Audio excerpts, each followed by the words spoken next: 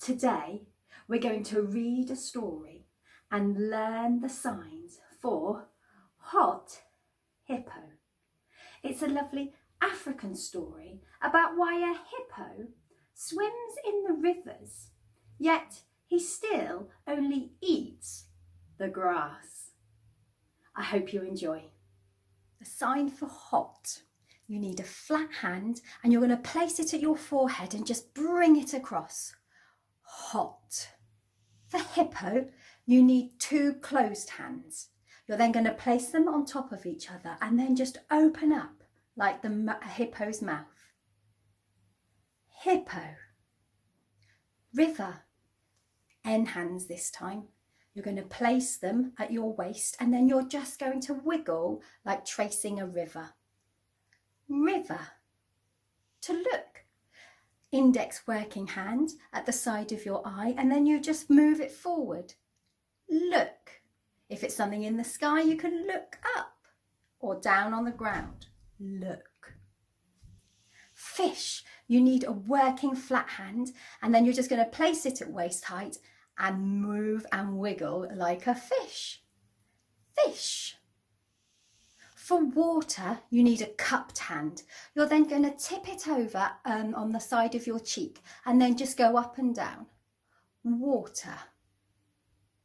The sign for mountain, you need two flat hands. You're going to have them at the diagonal and then wiggle them up to the point.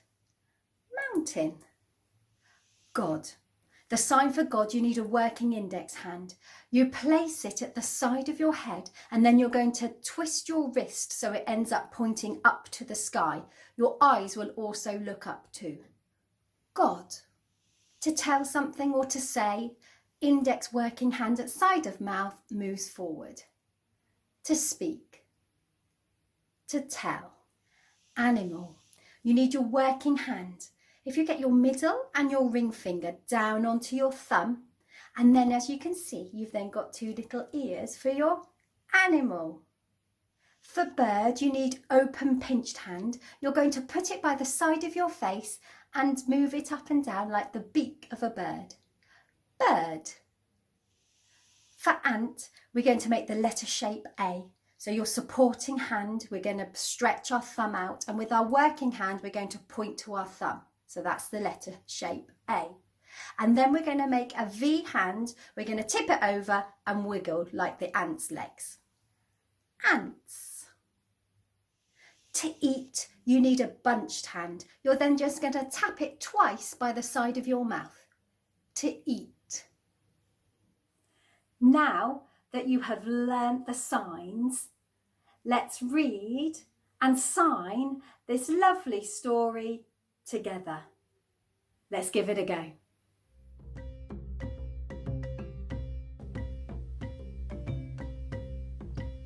Hippo was hot.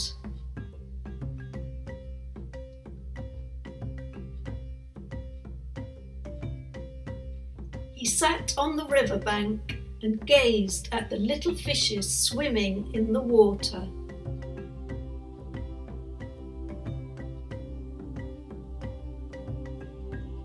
If only I could live in the water, he thought.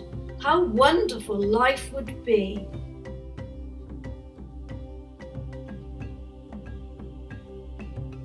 So he walked, and he ran, and he strolled,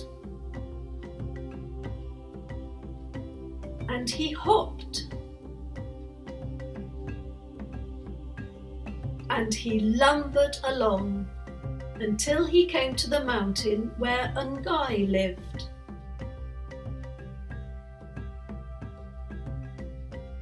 Ngai was the god of everything and everywhere.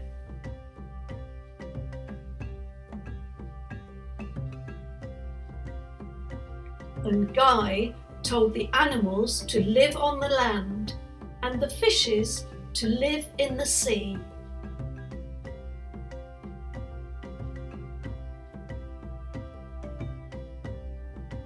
Ngai told the birds to fly in the air and the ants to live under the ground.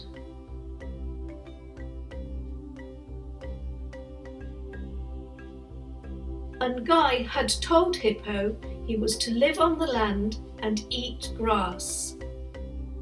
Please, O great Ngai, God of everything and everywhere, I would so much like to live in the rivers and streams, begged Hippo hopefully.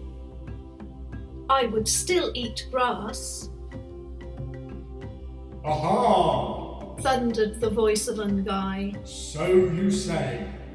But one day you might, just might, eat a fish to see if it tasted good. And then you would eat all my little fishes. Oh no, I promise I wouldn't, said Hippo. Aha! Thundered the voice of Ngai. So you say. But how can I be sure of that? I love my little fishes.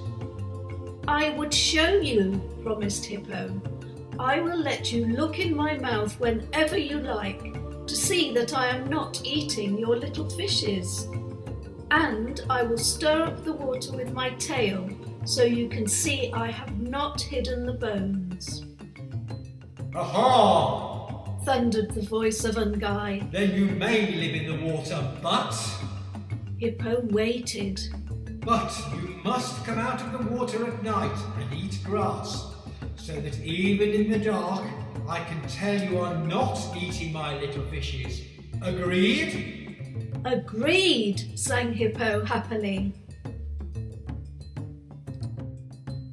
And he ran all the way home until he got to the river, where he jumped in with a mighty splash.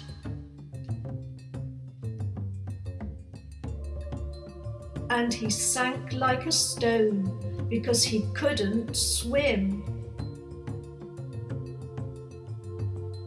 But he could hold his breath and run along the bottom, which he does to this very day.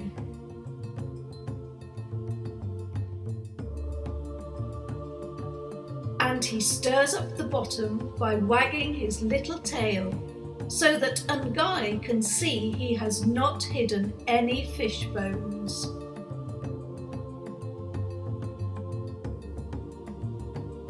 And now and then he floats to the top and opens his huge mouth ever so wide and says, "Look, Ngai, no fishes."